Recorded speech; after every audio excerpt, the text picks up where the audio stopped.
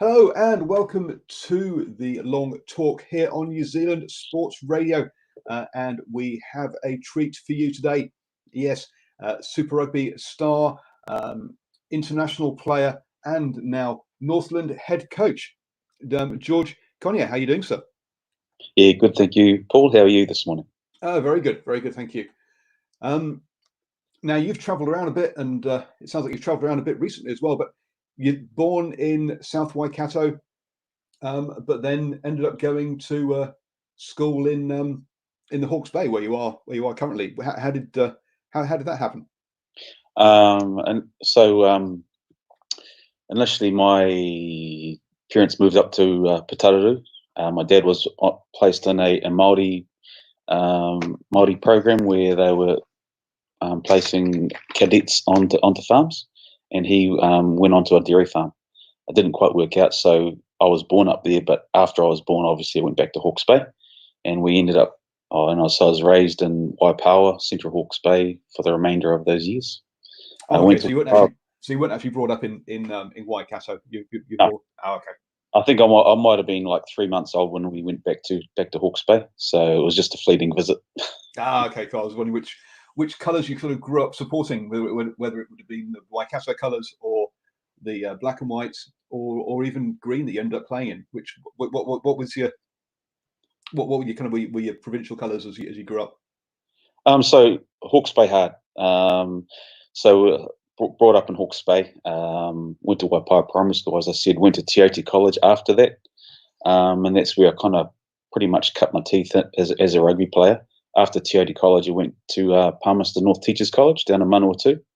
So I had 5 years down there. Got my teaching degree. Met my beautiful wife, and obviously played 50 odd games for Manawatu in the process. So after that, went back to Hawke's Bay and went in. Whoa. We're zooming through your early life way too quickly. Yeah, But okay, that explains the moving around, and I guess that's also an issue you have now up in Northland as well. That the same with Hawke's Bay, is that you don't have a university for you guys to come through. So retaining some of your young talent can be a bit difficult when they're trying to juggle their rugby and also setting themselves up in life in case they don't make it. yeah, that's right. So we have a polytech up there, North Tech. A lot of our players go through that facility, Mm-hmm. but we do lose a lot of our younger Northland players through scholarships in Auckland. So they pick up the scholarships, go to secondary schools down in Auckland, and then they come back. Well, that's the goal anyway, is for them to come back and to play for Northland. So we do have a big loss of young talent going to the Auckland region during the high Yeah, and school. another thing that also you get with the academy and some of the younger players is that, or some of your club players, is if they're in a place with a university, then early training works out for them. But if you're in like Northland, where a lot of your club guys or your super guys will be probably in the trades, they're out early working anyway, so that's not a good switch. So you have to alter your training to fit around them, if they're on apprenticeships or if they're working on work sites, because they obviously start early and finish early, so you have to do your training in the evening, later in the day. So yeah, there's different cultures in the different provinces, isn't there, around the kind of the work pattern of the semi-pros. Yeah, and it's really interesting. Like, we've been contacting all of our players, and contracted or non-contracted, in our high performance group over this COVID, and just checking and seeing how they are, their general welfare, whether they've got a job or not. And majority of them have got jobs. They're all got trades. Mm-hmm. So they come out of high school and they're straight into trades, as you say. Probably the biggest thing for us is that, with regards to training, would be travel is a big factor in our province. So some in the past, players have travelled from Kaitaia down to Whangarei, a 2-hour one-way trip, to come and to train for the Mitre 10 Cup, train and then go back again. So travel has been a huge factor for us. So because of that, we've had to make some adjustments, like you've said. So we start trainings at 6:30. to give players enough time to finish work and to get there hopefully on time. Which must feel a bit like your days when pre-professionalism. In fact, training Tuesday, Thursday nights, evenings after work. A bit of a throwback in some ways. Yeah, it is. It is. But it also gives you a good balance. So it's not all about rugby. You need to understand that once rugby finishes, you're going to have something to fall back on.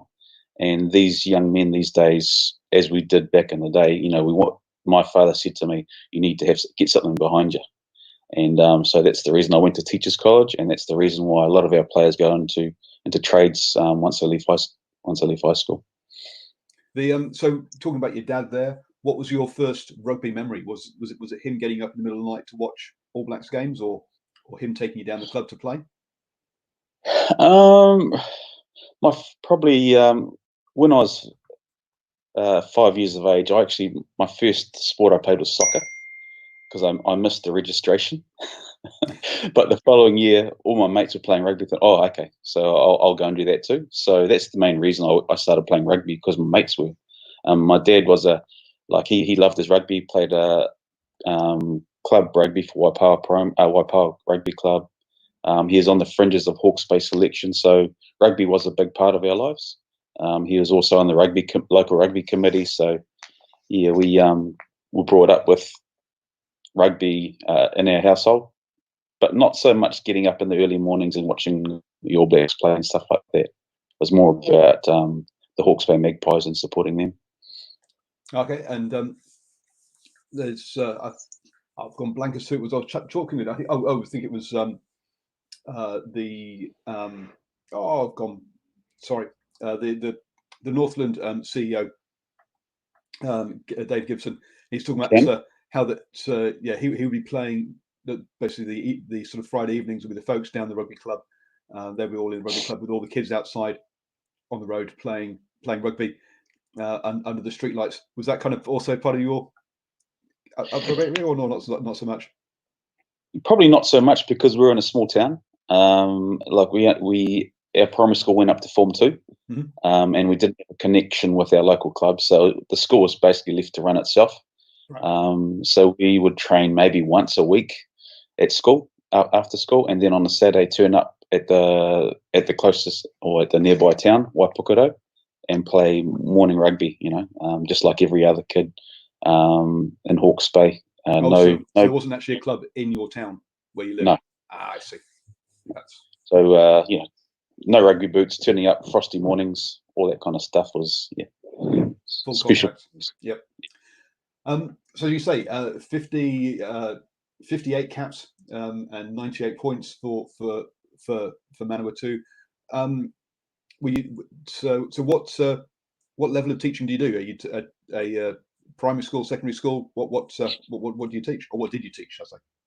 So I got my teaching diploma, and I specialised in Māori. So once I left Teachers College, come back to Hawke's Bay, I got a teaching job at Tarata High School, and I taught Māori, but also taught PE. So I was there for 2.5 years, and just before rugby turned professional, basically. So I really enjoyed those 2 years. They kind of gave me set the foundations, basically, or set me up really for going into a coaching role later on in life that I didn't know about. So in hindsight, was probably the best preparation for me as a coach. As a teacher, being organised and planning and all that kind of stuff, really important.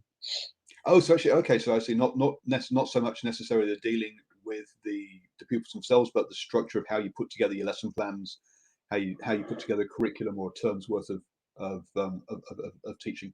That's interesting, because a lot of it. A lot of times when we think about teachers and coaches, we think about how you've learned all the interaction with different styles of learners and different people. But actually, the structural side of it's important as well. Oh, very, very important. I think, to be successful as a coach, obviously you've got to have knowledge, but you also need to be organised and planned. So yeah, I think teaching put me in good stead with regards to that side of coaching. Also delivery. delivery of message and how you get buy-in from the players is also really important. And you do learn that when you're at Teachers College and when you're in the classroom. You've got a classroom full of 30 students. How am I going to get this message across to them, and how am I going to get them to understand and learn it? So you had that time in Hawke's Bay, and that also got you into the very first Hurricanes side in '96. I guess, how was that transition from being an amateur player to a professional player? How did and obviously moving down to the big city? Yeah, it was very exciting. Very exciting. You're going from an amateur rugby player to a fully professional setup was a lot of big learnings. We basically, in that first year in the Hurricanes, we pretty much were all still very amateurish in the way we still ate, the way we trained, but all those systems kind of were implemented in a little bit after that. But like traveling down to Wellington. At that stage, we were traveling down every week. So we'd play the game Saturday, travel back Sunday to Hawke's Bay, spend a couple of days here back home, and then we'll travel down on Wednesday in preparation for the next game. So that's how that all worked back then. Obviously, players are in full-time living quarters down in Wellington with the Hurricanes. But yes, some big changes have happened over the years. And how did that sort of environment work? Because you'd also been playing with the New Zealand Maori up until that point, which obviously it's kind of New Zealand's second team in some way. It's kind of practically international side. How did those two environments compare? I mean, was with the New Zealand Maori as more professional or as professional as the Hurricanes initially? New Zealand Maori back then was still they were still an amateur team. We got match day payments of $5 a day. But we had a lot of fun off the field. But when we ran out onto the field or went out and trained or played, we were very professional, and we trained hard, and we really enjoyed the physical combat and the physical intensity of the game. But also being part of that team was very special in itself and unique. So yeah, there's a lot of New Zealand teams I was involved with. Didn't quite get to the big one, but and each team had its own unique character, and I was very fortunate to be part of some of those teams, and also meeting a lot of really good mates throughout the years too. Yeah, you say it was amateur then, and sure, okay, it was amateur from a payment point of view. You got basically a coffee a day on today's money, but you still were playing. To look at the teams that they played between '91 and I've got blanks when because you were playing from '91 to '95, so they still played the Cook Islands, Tonga, Fiji. Had a tour match against the British and Irish Lions. So yeah, you were still playing. I mean, really top level opposition when you were playing those games. Yes, yeah, that's right. And the All Blacks at that stage, they were, especially against the Lions, they were available when they played for the New Zealand Māori team. Yep. So that game that we played against the Lions was down in Wellington. We were up by 20-0 at halftime. They came back as 24-20, which didn't quite go to plan. But we had some really high caliber players in that Māori team, and I think that was driven by the New Zealand Rugby Union.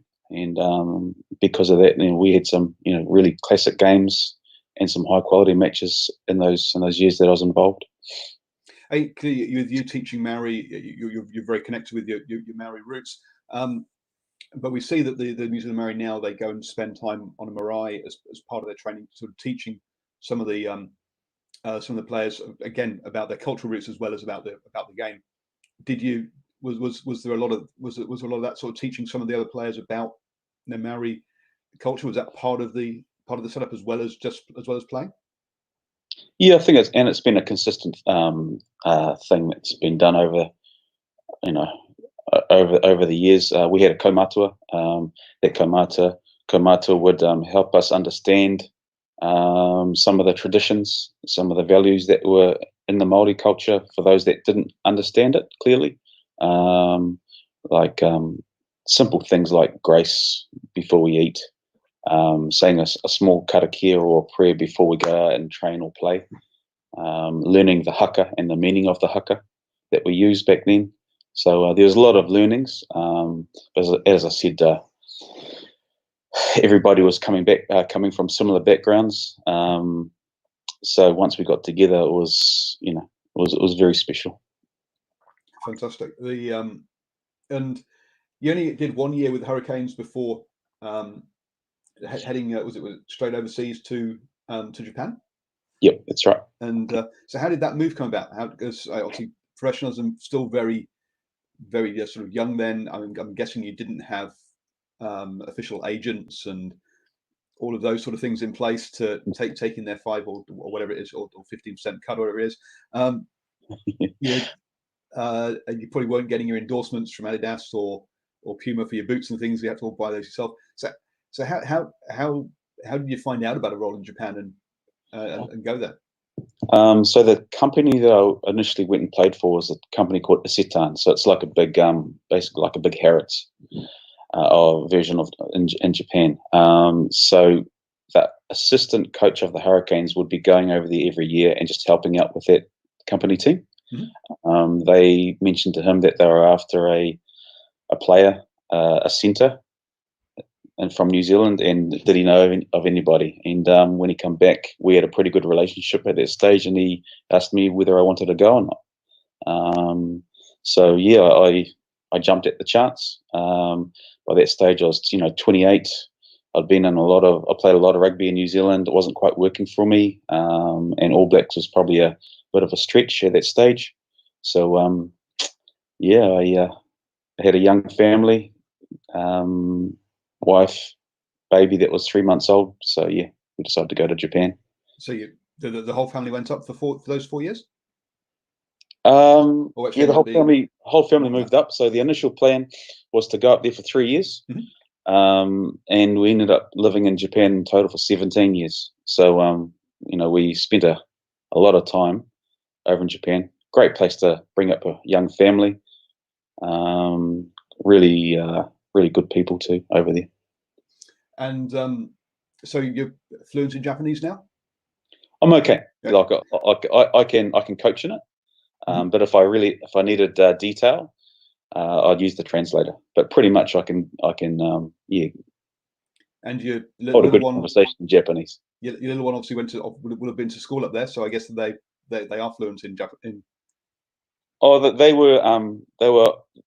kind of that was probably the hardest part of it. Like they would live up there in stints, so for maybe for a couple of years. But once our son was diagnosed with autism, it really we believed that he needed specialist help. Mm-hmm. So that's from that point on, my wife would go back to New Zealand and live there, and then come back to Japan during the school breaks. Right. So that was probably the hardest part of living in Japan, was that time away from my wife and kids and family. Absolutely. And that's talking with Jason Schumacher yesterday, and one of the reasons he ended up going to overseas to Exeter Chiefs was the fact that then he wouldn't have to travel so much with rugby, and if he could be with the family. So yeah, that separation is definitely a problem that a lot of professional rugby players have, either if they go overseas and don't go with their families, or if they are staying in New Zealand playing, say, in Northland, but then also having to travel down to, say, play for the Highlanders, you end up having to be in 2 different places for 4 or 5 months of the year. It's a difficult balancing act to, especially when you got kids in schools. Yeah, that's right. Yeah, there's a lot of travel involved, obviously, and especially if I reflect on my family and my kids, like they've been to a lot of different schools, lived in a lot of different places. And I suppose in that they get to learn a little bit about life, how to deal with different situations. Mm-hmm. Gives them a balance. But we've also had some really good years, and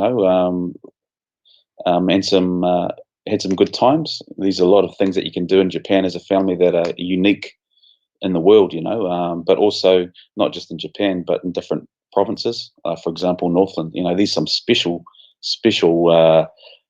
things that you can go and see and experience in Northland. So yeah, it's just about making the best of the situation that you have, and buying into the culture that's there. So in Istanbul, sorry if I'm mispronouncing there, they from it's not a name I recognise. So I'm guessing they're not top league. They're level below that, and then you move to NEC, which I think is a top league side. Yes, so Isitan, they folded. Okay. Okay. Yeah. So after Isitan, once that folded, I went and played for NEC. So actually, John Kerwin got me over there. John Kerwin was playing for NEC, and they were looking for a replacement for him, and they gave me a call, and I was over there, and I had the pleasure of playing with Glenn Marsh over there at NEC, and we were very successful at NEC. We won championships, and yeah, we had a great time. And that also gave the opportunity to represent Japan at the Rugby World Cup in 2003 down in Australia. Yeah, that's right. That was probably one of the highlights of my rugby career, to be fair. Going over to Australia, playing in the World Cup, scoring a try. Those are things that dreams are made of. I was very fortunate to be able to do that. At the same time, my wife and kids were with me, so they stayed in the same hotel, which was even more unique and more special. So, yeah, really enjoyed that. Real good bunch of young men, and friendships I'll remember for a lifetime. Wow, I mean, that's also a pretty unique team culture or way of running things. So most times, I think we've from being English, I've heard stories like the English football team having their partners banned for the entire football tournament. I've never heard of partners sort of staying with or families staying with the players during a tournament.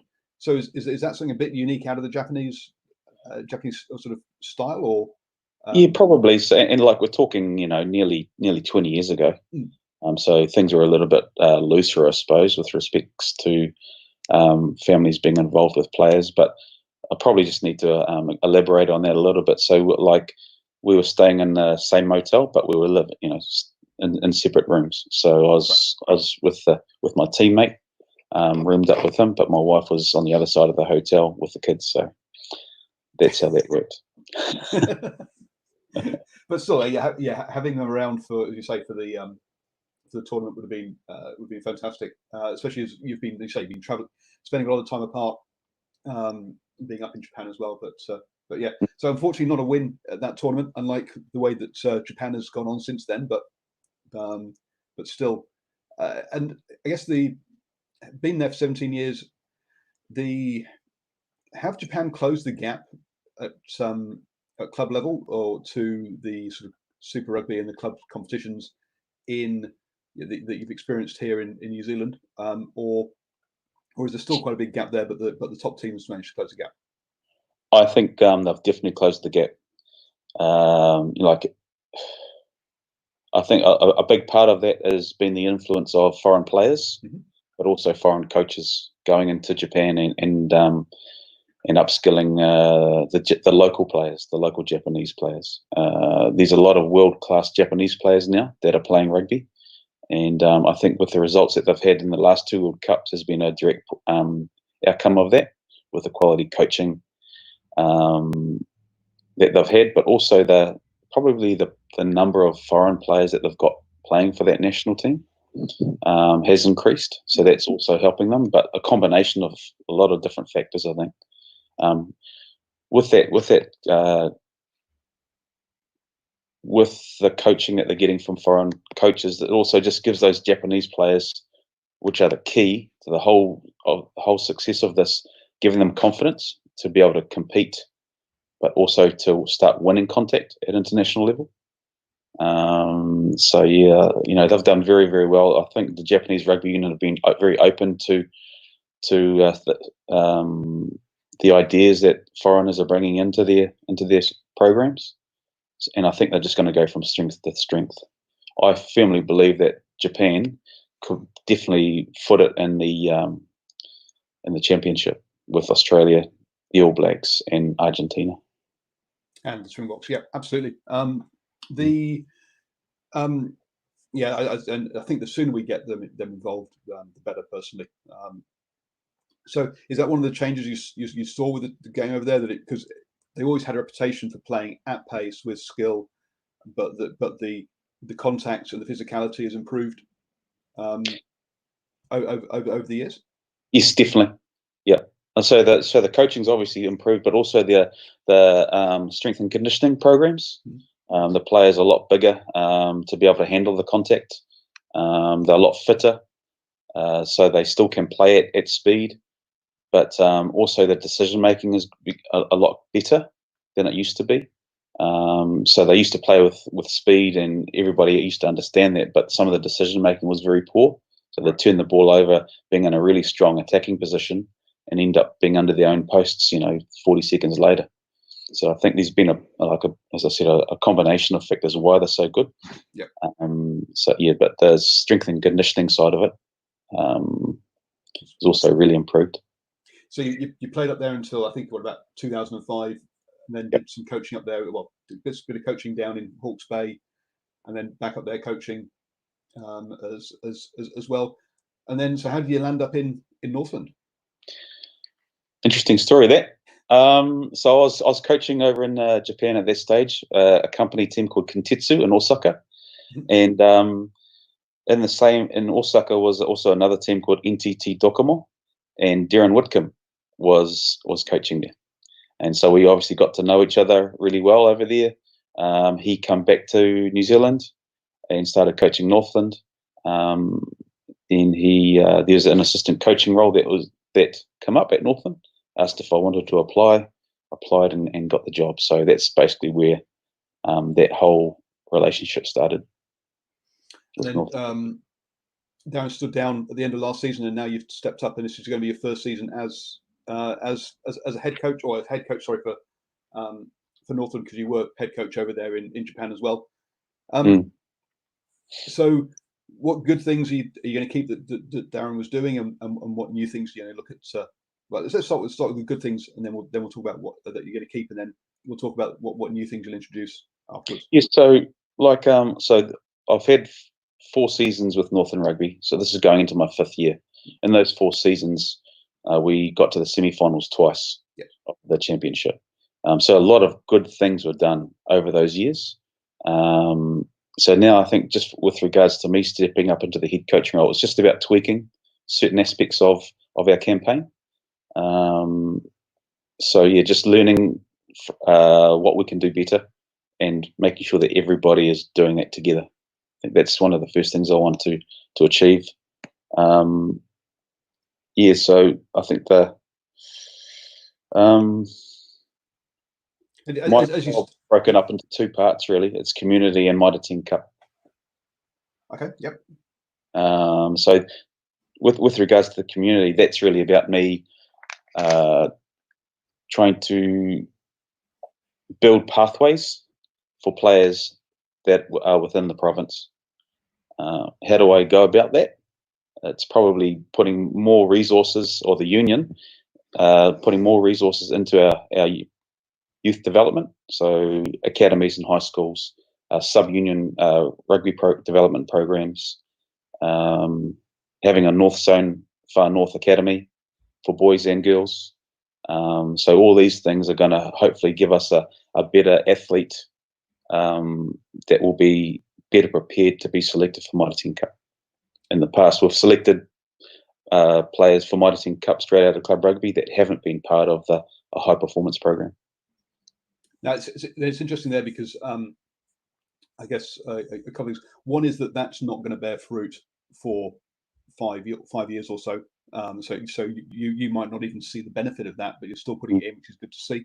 And secondly, I think one of the things that was, when having a chat with the assistant coach before you up at Northland, he was talking how they'd spent a lot of time trying to improve the level of club rugby. So that you say, when you select those players for Mitre 10 Cup, they're in a better place. Now it looks like it's that next stage down, taking that to the next level of saying, yeah, right, we've improved our club rugby. Now we need to improve the players going into that club rugby by getting the next stage beneath it. So putting, as you say, adding building blocks to that community program. Yes, definitely. And that's not just with the players too, that's with the coaches also. So if you think, if we go to a training, a field training, there's 30 students, 30 players there, we run the session, but imagine the benefits that we could have if we have 30 coaches at a workshop. Then all of a sudden the word is being spread, a lot more details getting out into the clubs, which they in turn pass on to their players. So the development of our players and coaches is crucial for Northland becoming one of the leading provincial unions in New Zealand rugby. And I honestly think we can do that, but it is going to be a long-term fix. So you said there were two pieces: the community side and the high performance side. So that's the community side. What's the high performance side to make that happen? So for Mitre 10 Cup, I think it's really about, again, development and retention. So we have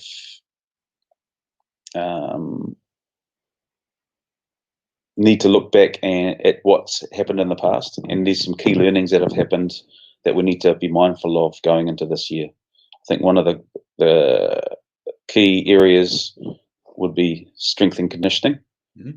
Going into this year's campaign. There's some big learnings from us, I feel, from last year, where I don't think we got the loading right. So we're going into a Mitre 10 Cup campaign fatigued. So this year it's been, we've sat around the table with our strength and conditioning coaches, but also with the players, and we've worked on making it more progressional. So by the time we get to Mitre 10 Cup, we're chomping at the bit and we're ready to play. So that's going to be critical for us. Again, because of the loading that we went into Mitre 10 Cup last year, I feel because of that, the possible outcome is that we did have a lot of injuries. Yep. A lot of injuries, and so we ended up playing a lot of players with not much experience. I think we had 27 players that we used last year that had 10 or less caps. So it's building on that experience from last year and making sure that we understand our learnings from it, and making ourselves stronger this year. Yeah, because going into last year, I'll be honest, we had Northland down as being one of the teams that would be in the playoffs and challenging. That slipped away, and I think it was mainly down to, you say, you had a lot of injuries, and that was after 2 seasons, you say, being in the playoffs. So I thought that there was things heading in the right direction. It just seemed the injuries that hurt you last year. I guess that ramping up is going to be an interesting one, because you're dealing with competitive people, and to ask them not to be at the peak they can be for their club rugby, and to be kind of still ramping up at that point is going to be an interesting challenge for them, to try and not to realize that there are bigger goals. I guess in some ways the way that they've had to not play for basically the first half of the year will help in that ramping up in some ways with the new season. We're kicking off in probably mid June, or at least training's probably kicking off in mid June for the club sides. So it's going to be, I guess it's going to help in that way, that they won't have had 4 months of bashing each other in the first half of the year. Yeah, I suppose they are going to be reasonably a lot more fresher coming into the Mitre 10 Cup. So with our club season, it's going to be probably one round and maybe a semi-final, final. We just need to confirm that yet with the clubs. Then we go into a 4-week program, pre-season program, and then we start Mitre 10 Cup, like you say. So potentially our players could be fresher this year. But I know our players have been working very hard on this during this COVID-19. They are going to lose a little bit of muscle mass, but there should be no excuses for them not to be fit. So our Jeremy, our strength and conditioning head trainer, he's been sending out programs for the players to follow every week. The players have been doing that.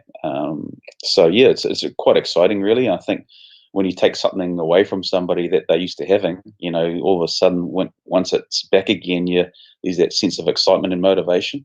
So I think, once we do come out of this lockdown, playing club rugby is going to be, it's going to be very exciting for everybody involved. So were the strength and conditioning guys dashing around, dropping off bits of training kit to different players to use just before lockdown?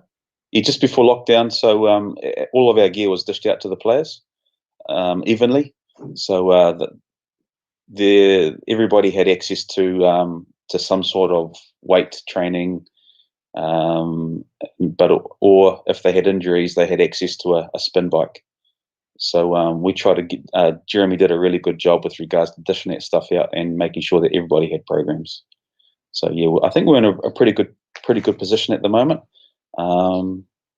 So yeah, I suppose the next part of it is incorporating our trainings into club rugby, our HP trainings, and yeah, getting ready for Mitre 10 Cup.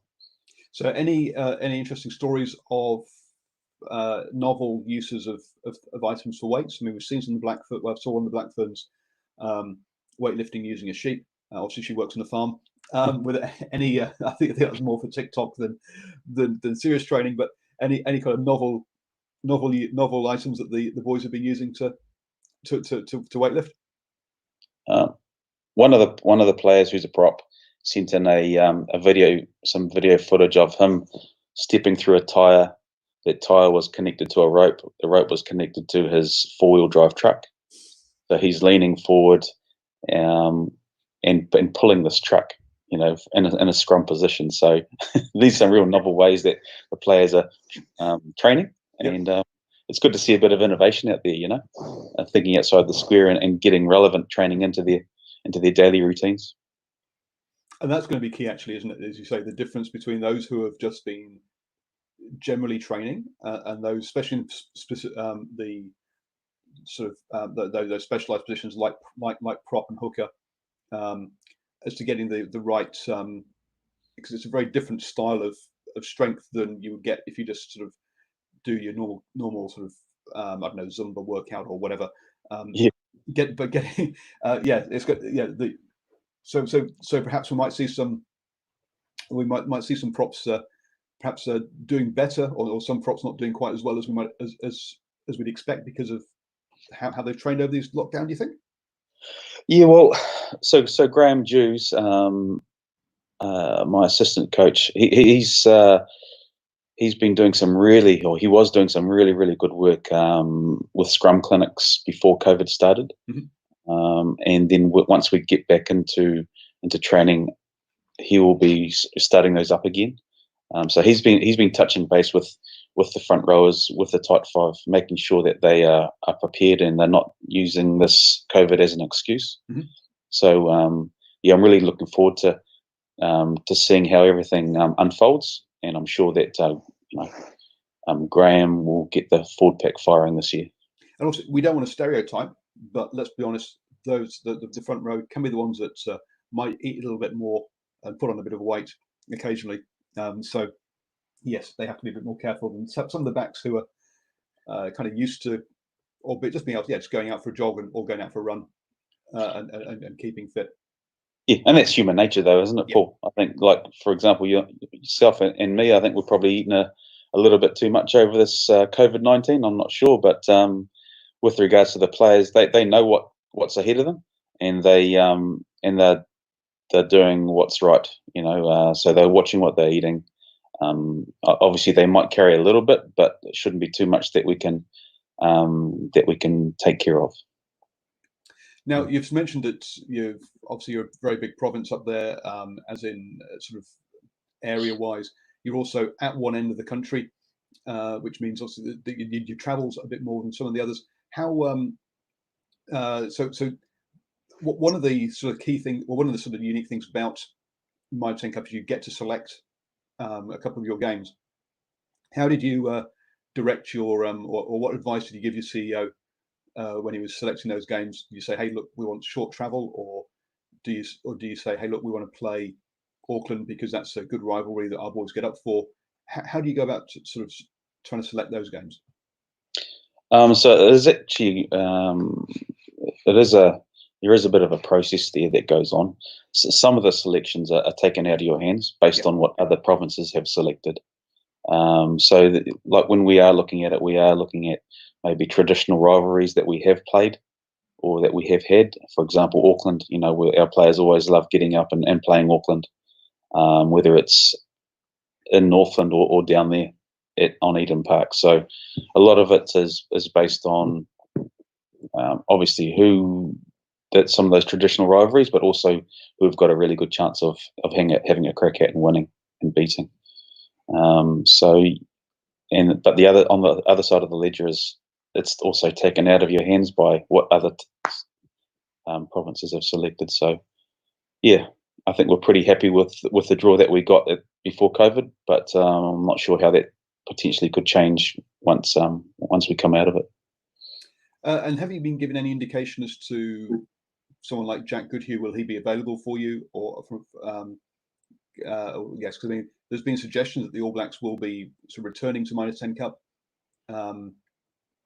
With you guys, I think you've got Jack. Is there anyone? I'm trying to think. Anyone else? I think it's probably your the sort of headline guy. Maybe you might have thought about maybe losing Tom Robinson, who's obviously also been who was playing for the Blues and was talked about being sort of fringe All Black squad. Are you expected to have all those guys available? I would love to have Jack available for Northland, without a doubt.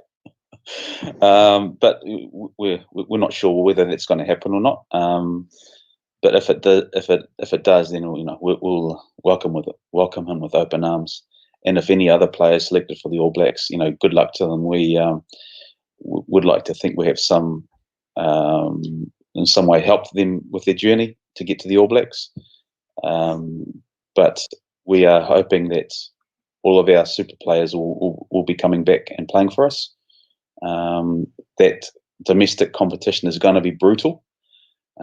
So it'll be just interesting how they come through that. But if they are available, they will be playing for Northland. So, well, you surprised me. I mean, Jack will actually come straight back into the side. I thought he'd have to earn his stripes to get back into the play at least 5 club games. The one of the things I forgot to talk about, but is your college, because there's some pretty good alumni coming through that college there. Players like Piriwipu, Norm Hewitt, Joe Royal, Ricky Flutie, Kane Hames. There's it's got quite a rugby pedigree, hasn't it? The college you came through. Yes, yeah, it's got a strong history of producing a lot of top quality rugby players. Like if you think about it, it's in the middle of nowhere. Really good facilities but apart from doing schoolwork, we just used to play rugby, and it was a very tight knit culture at Te Aute College. So a lot of the values that we had there not only helped you throughout life, but also really bonded you and made you a tight unit. So I think it's probably a little bit over the years. Also, there's a name here that I don't recognise. I'm going to butcher the pronunciation of it, and I really do apologise. But Tiatu Penio Kingi, who was an All Black back in the early 20s. So having sort of pictures like that on the walls, did that help you kind of, or give you inspiration to say, yeah, look, I can? Is that where you kind of thought, I can play top level rugby at that stage, or when did you kind of? Definitely. Yeah, definitely. Like when you see those pictures on the walls, like you said, there's a lot of inspiration there. Like one day I'd like to be an All Black. I want to be an All Black. So, and I think with the principle that we had back in the day I was there, we Riddell, we used to. It was very, very disciplined. We worked hard. So every morning the whole school would get up at, I think it was 6:30, and we would run for half an hour before we come back, showered, and start doing our jobs and preparing for school. Wow. So that's the kind of work ethic that he instilled in us, and that's probably played a big part in the success of those teams and also those individuals. Cool. Another name on there I should also mention is Carl Tinana, the Rugby Sevens, and someone who you'll see on the TV talking about Rugby Sevens a lot as well. And also a guy that's Another guy that you see up in Northland as well, because I think doesn't he has a relative that's on your squad, or was? Oh, Renata Roberts Tenana. Yes, that's right. Yep. You see, that's Carl's son.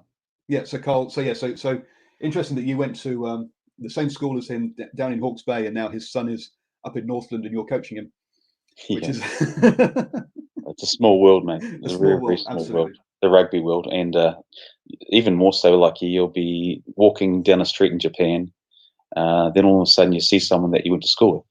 You know, it's just crazy, mate. So yeah, small world. Cool. So when you expect to be back in the office in Northland? So we're now back now to level 2, or level 2 started yesterday. So when do you expect to be back in the office in Northland and cracking on? So we'll still continue, like during level 2, we'll still continue to work remotely, and during level 2, once we're given the clearance, we will start going back into the Northland Rugby Union and working from there. But at this stage, yeah, it's just a wait and see, to be fair, just like everybody else. If anything, what's happened in COVID is we've learned to be able to work remotely and through Zoom meetings and telephone calls. So, I think we've still achieved a hell of a lot during this time and this breakdown. But yeah, definitely looking forward to getting back and coaching on the field, and also reconnecting with some of the staff at Northland Rugby Union. So 2 big dates, folks, for everyone. I think it's something like the 29th and 25th of May is when the government is reviewing the number of people allowed in a gathering. So currently it's 10. And then I think 28th of May, that Thursday, is when there's supposed to be some sort of sports guidance around grassroots rugby or club rugby. So a couple of big dates there in the last week in May. So that's when I guess we'll get a bit more clarity as to how this all goes. If you are a member of a club, please do check official guidance before you go back to training or taking part in any sport, please. Cool. Thank you very much for your time. Any kind of other things you'd like to say about what's going on in Northland and the work you're doing up there? I'm obviously really excited to be coming through this lockdown. I think we're all very excited to know that rugby will be played this year, but it's just really important that we don't undo all the good work that we've done as a community here in New Zealand and also in Northland, and just to make sure that we take the correct precautions, because we don't want to stuff this up. So yeah, just looking forward to seeing everybody's smiling faces back out on the training grounds and also at game day. So yeah, looking forward to getting back to Northland and being part of something special. Cool. Thank you very much for your time. Now, myself and Stephen Harris, assuming we're allowed, obviously, we'll be up at the Northland games, and so folks, keep like the page and follow the podcast. Search for New Zealand Sports Radio on iTunes, Spotify, iHeartRadio, because we'll be up there for those Northland games, bringing you post-match interviews with people like George, as long as he's not in too bad a mood as long as he's in a good mood after the game. So please do like the page and follow the station, and we'll get around as many of the Mitre 10 Cup games as we can. Really looking forward to following that later in the year.